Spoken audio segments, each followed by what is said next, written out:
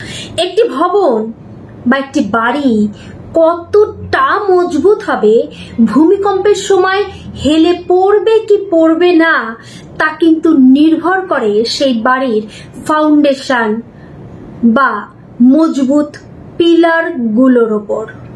ঠিক তেমনি একজন মানুষ কত বছর পর্যন্ত স্ট্রং থাকবেন, সুগঠিত থাকবেন, তার বেশিরভাগটাই নির্ভর করে সেই পিলার রূপী মানুষের হাড়ের গঠনের ওপর, হাড়ের ডেন্সিটির ওপর। আর এই হাড়ের ডেন্সিটি বেশিরভাগটা নির্ভরশীল ক্যালসিয়ামের ওপর।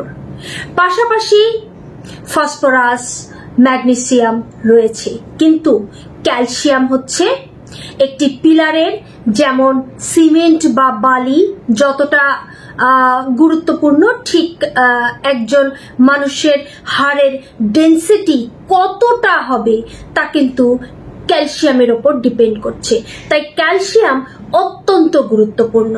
আমি শ্রাবণী প্রামাণিক, একজন সার্টিফাইড আয়ুর্বেদিক চিকিৎসক হিসেবে আপনাদের কাছে আজকে এমন 5টি ক্যালসিয়াম যুক্ত খাবারের কথা বলবো যা আপনাদের প্রত্যেকের জন্য জরুরি।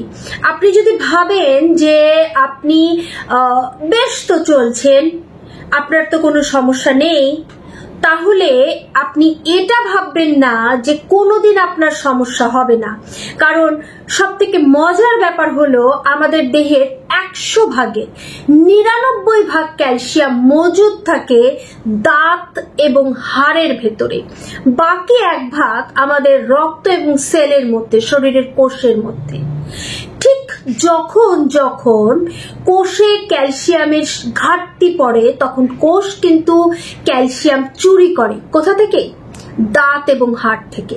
তখন দাঁত এবং হাড় দুর্বল হয়ে পড়ে। শরীরকে সঠিকভাবে পরিচালনা করার জন্য ওই ক্যালসিয়ামের দরকার হয়ে পড়ে সেলগুলোর মধ্যে, তাই তারা চুরি করে নিয়ে আসে। কিন্তু আপনি যদি পর্যাপ্ত সবসময় দিতে থাকেন তাহলে চুরি করার প্রয়োজন পড়বে না, অথবা যতটা স্টোর করার দরকার ছিল দাঁত এবং হাড়ের ভেতর সেটা সঠিকভাবে করতে পারবে আপনার বডি। তার থেকেও বড় কথা, আমরা অনেকেই জানি না যে ক্যালসিয়ামের আসলে প্রয়োজনটা কি। শুনলেন যে এই যে ফাউন্ডেশনের জন্য, বডি স্ট্রাকচারের জন্য কতটা মজবুত হবে তার ডিপেন্ড করে ক্যালসিয়ামের উপর। এছাড়া ক্যালসিয়াম কিন্তু আমাদের শরীরে পোস্টম্যানের কাজ করে, ডাক পিয়নের কাজ করে। কিরকম? আমাদের সব থেকে গুরুত্বপূর্ণ অঙ্গ মস্তিষ্ক যদি আমি ধরি, যে একটা বডির এ হচ্ছে রাজা আর সমস্ত অঙ্গ হচ্ছে তার প্রজা, অর্থাৎ মস্তিষ্ক সিগন্যাল দিচ্ছে, সমস্ত অঙ্গ কাজ করছে। এখন মস্তিষ্কের এই সিগন্যাল কিসের মাধ্যমে অন্য প্রজার কাছে যাচ্ছে? ক্যালসিয়ামের মাধ্যমে।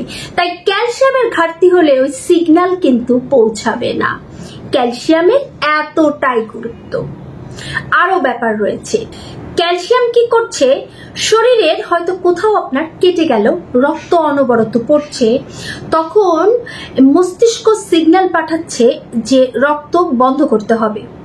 তখন কে বন্ধ করবে? ওই ক্যালসিয়াম কি করবে?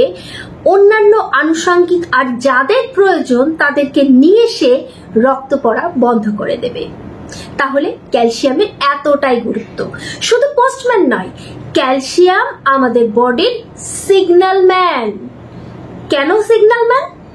কারণ আপনার বডিতে বিভিন্ন ধরনের কাজ হচ্ছে, যেমন ঘুমাচ্ছেন, ঘুম থেকে উঠছেন, হাসছেন, অনুভূতি প্রকাশ করছেন, মন খারাপ দেখাচ্ছেন, কান্না করছেন, বা আপনার হার্টের, আপনার কিডনি, লিভারের বিভিন্ন ফাংশন সঠিকভাবে কাজ করছে, পাকস্থলীতে এনজাইমের ক্ষরণ হচ্ছে, হজম হচ্ছে। এই যে এনজাইম, এই শব্দটা তো প্রত্যেকটা এইরকম শরীরের কাজের জন্য বিভিন্ন এনজাইমের গুরুত্বপূর্ণ ভূমিকা রয়েছে।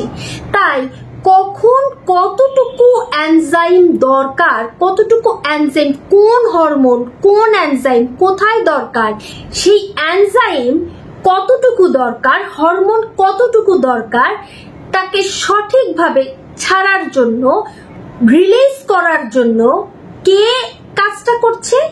ক্যালসিয়াম। অর্থাৎ ক্যালসিয়াম যদি না থাকতো তাহলে সঠিক এনজাইম বা হরমোনের ক্ষরণ হতো না। তাহলে আমরা বডিতে ক্যালসিয়ামের কি কি গুরুত্ব আছে সব বুঝে গিয়েছি। এবার জানবো যে সেই মহামূল্যবান ক্যালসিয়াম কি কি আছে। আমরা সবাই জানি এক গ্লাস দুধ যদি খেতে পারেন তো অনেকটা ক্যালসিয়াম পেয়ে গেলেন। প্রতি 100 মিলি দুধের ভেতরে 115 থেকে 120 মিলিগ্রাম রয়েছে ক্যালসিয়াম, কিন্তু প্রতি 100 গ্রাম চিয়া সিড বা চিয়া বীজের মধ্যে রয়েছে 600 থেকে 650 মিলিগ্রাম ক্যালসিয়াম। তাহলে কেন আপনি চিয়া বীজ খাবেন না? চিয়া বীজ খাওয়া এতটাই ভালো আমাদের শরীরের জন্য। শুধুমাত্র ক্যালসিয়াম নয়, রয়েছে প্রচুর পরিমাণে magnesium, potassium, phosphorus, dietary fibre, যা হজম প্রক্রিয়াকে ত্বরান্বিত করে এবং একদম ফ্যাট ফ্রি হওয়ার জন্য খুব সহজে আপনার বডির অতিরিক্ত জমে থাকা ফ্যাট দূর হয়ে যায়। অতিরিক্ত ডায়েটারি ফাইবার থাকার কারণে বডিতে অতিরিক্ত যে সুগার রয়েছে তা অ্যাবজর্ব করতে পারে এবং এই কারণে যাদের ডায়াবেটিস আছে তাদের ডায়াবেটিস নিয়ন্ত্রণ হয়ে যায় প্রাকৃতিকভাবে। অতিরিক্ত ডায়েটারি ফাইবার থাকার কারণে এই চিয়া সিড সকালবেলা 1 গ্লাস খেলে দীর্ঘক্ষণ পর্যন্ত ক্ষুধা বোধ হবে না। আর ক্ষুধা না লাগলে খাবেন না, কিন্তু আপনার শরীরে কোনো ঘাটতি তৈরি হবে না, কারণ পর্যাপ্ত পরিমাণে পুষ্টি উপাদান রয়েছে। কিভাবে খাবেন? চিয়া বীজ খাওয়ার বিভিন্ন ধরনের নিয়ম থাকলেও একটা পরিষ্কার নিয়ম হলো, শুরু যদি করেন 1 চামচ দিয়ে করবেন, যদি দীর্ঘদিন খেতে থাকেন 2 চামচ পর্যন্ত যেতে পারেন। 1 থেকে 2 চামচ চা চামচের chia seed 1 glass normal temperature পানির মধ্যে খুব ভালো করে মিক্সড করে তারপর রেখে দেবেন অন্তত 20 মিনিট। তারপরে এটা খাবেন। এটা একটু ফুলে যাবে, বড় হয়ে যাবে, ওইটা দরকার। আপনি যদি ভাবেন আমি ঝকঝক করে খেয়ে ফেলি, পেটের মধ্যে গিয়ে এটা ফুলবে, তখন বিপদ হবে। কারণ আরো যে লিকুইড বিভিন্ন উপাদান আমাদের পেটে রয়েছে সেগুলো নিয়ে সেটা তখন ফুলবে এবং তখন আপনার হজম শক্তি ব্যাহত হবে, এনজাইমের ভারসাম্য নষ্ট হবে। শুধু তাই নয়, এতে করে আপনার ডিহাইড্রেশন পর্যন্ত হতে পারে। কাজেই আগে ওটাকে ভালো করে যতটা ও অ্যাবজর্ব করতে পারে পানি ততটা অ্যাবজর্ব করতে দিন, সেটা কিছুটা ফুলে উঠুক, সফট হয়ে যায়, তারপর খাবেন। এতে আপনার বডিতে ক্যালসিয়াম সহ অন্যান্য উপাদানের ভালো মতো শোষণ হবে। 2 নাম্বার যে খাবারটার কথা বলছি সেটা সবাই জানেন, very well known, this food is তিল বা সিসেমি সিড। এটি এতটাই গুরুত্বপূর্ণ যে আপনি যখনই খাবেন আপনার শরীরে ক্যালসিয়ামের ঘাটতি পূরণ হয়ে যাবে। সত্য হলো যে তিল বীজ খেতে অত্যন্ত সুস্বাদু। আমরা এটার বিভিন্ন রকম মিষ্টান্ন বা চাটনি তৈরি করে খেয়ে থাকি। তবে আপনি যদি চিবিয়ে খান তাহলে আপনার দাঁত ভালো থাকবে, মুখের স্বাস্থ্য ভালো থাকবে, মুখের মধ্যে বিভিন্ন ধরনের যে সমস্যা তৈরি হয় অনেক সময় সেই সমস্যা দূর হয়ে যাবে, ঘা বা ক্ষত। তিল খেলে ঘুম ভালো হয়। তিলের মধ্যে ক্যালসিয়াম রয়েছে পর্যাপ্ত পরিমাণে। অসম্ভব ক্যালসিয়াম সমৃদ্ধ এই তিল আপনি 1 থেকে 2 চামচ করে প্রতিদিন রাত্রে ঘুমানোর আগে খুব ভালো করে চিবিয়ে তারপর খাবেন। যদি আপনি পরিমাণের কথা বলেন তাহলে প্রতি 100 গ্রামে 975 মিলিগ্রাম পাচ্ছেন ক্যালসিয়াম। এতটাই ক্যালসিয়ামে ভরপুর। এর পরের যে খাবারটি 3 নাম্বার ক্যালসিয়াম সমৃদ্ধ খাবার হলো রাগি দানা। রাগি দানা এটাও এক ধরনের মিলেট, এটা লাল রঙের হয়। অনেক জায়গায় এর অনেক রকম নাম থাকলেও আপনি রাগি দানা বললে সব জায়গাতেই পেয়ে যাবেন। এক সময় এটা কিন্তু শিশুদের গুরুত্বপূর্ণ একটা খাবার ছিল, কারণ রাগি দানা হলো সেই ধরনের ক্যালসিয়াম সমৃদ্ধ খাবার যা খুব সহজে হজম হয়ে যায়, যা হজম করতে একজন শিশুরও কোনো ধরনের কোনো কষ্ট হয় না, যেটার নাম হলো ফাইটোক্যালসিয়াম। আর এটাও জানবেন যে প্রতি 100 গ্রামে প্রায় 350 মিলিগ্রাম রয়েছে ক্যালসিয়াম। এই ফাইটোক্যালসিয়াম বা ক্যালসিয়াম সমৃদ্ধ রাগী দানা আপনি রান্না করে ভাতের মতো করে খেতে পারেন। এটাকে পাউডার করে এটা গমের সঙ্গে বা অন্যান্য উপাদানের সঙ্গে মিলিয়ে রুটি তৈরি করে খেতে পারেন। এমনকি এটা শুধুমাত্র পানিতে মিক্সড করেও 1 চামচ করে খেতে পারেন। 4 নাম্বার যে ক্যালসিয়াম সমৃদ্ধ খাবারের কথা বলবো সেটা হচ্ছে মোরিঙ্গা পাউডার।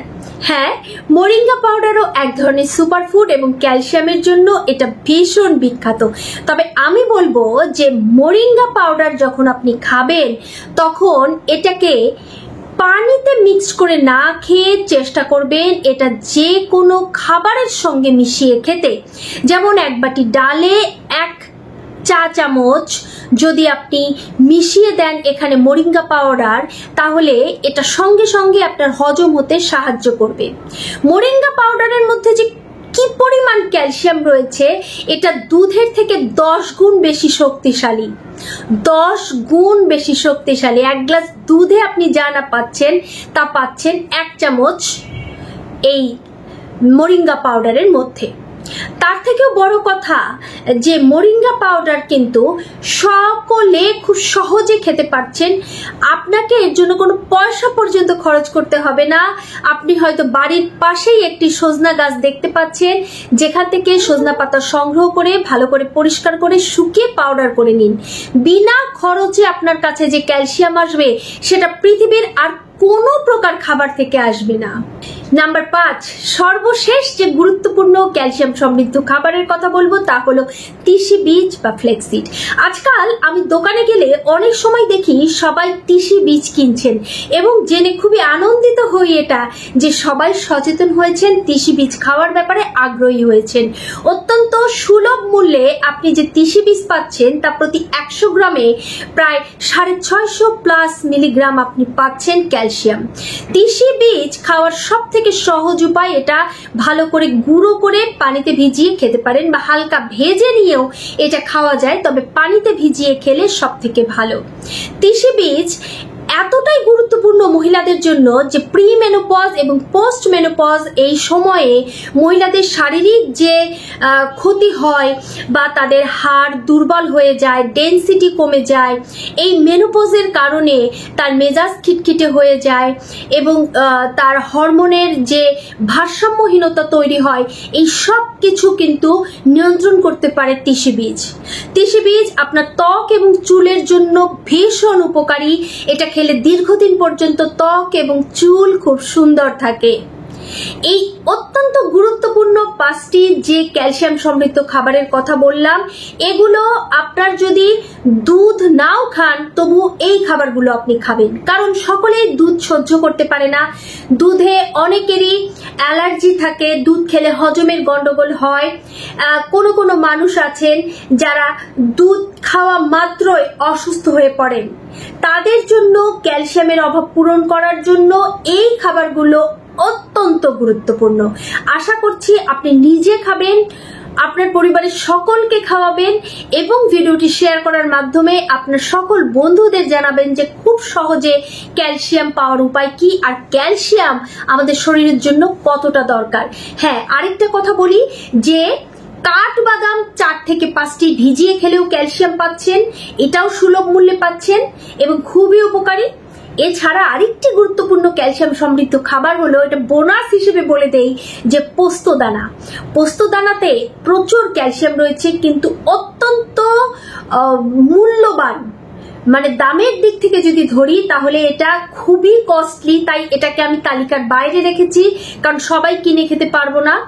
কাজেই এটার কথা বলছি না, তবে 1 চামচ করে খেতে পারলে অনেক বেশি ক্যালসিয়াম আপনি এখানে পাচ্ছেন। আজকের ভিডিওটি এই পর্যন্ত। সবাই খুব ভালো থাকবেন, সুস্থ থাকবেন, আর ক্যালসিয়াম কতটুকু খাচ্ছেন প্রতিদিন সেটা কিন্তু ভুলে যাবেন না।